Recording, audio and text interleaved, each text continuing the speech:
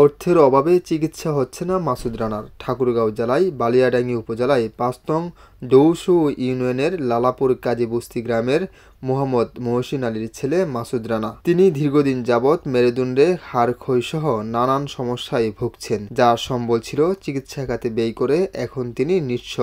ডাক্তারের পরামর্শ অনুযায়ী তার অপারেশনের প্রয়োজন আছে।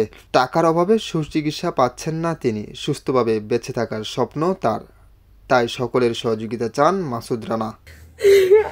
আমি আপনাদের সবার সহযোগিতায় আমার স্বামীকে বাঁচাতে চাই। আমি সবার কাছে সাহায্য চাই। আমি আপনাদের সবার সহযোগিতা নিয়ে বাঁচতে চাই। আমাদের আর্থিক অবস্থা খুব একটা ভালো না, ভালো উন্নত চিকিৎসা করতে পারেনি।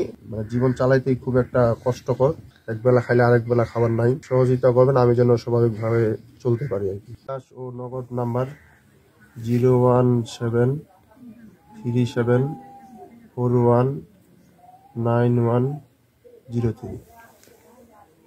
নাম্বারে আপনারা আমাকে সহযোগিতা করতে পারেন।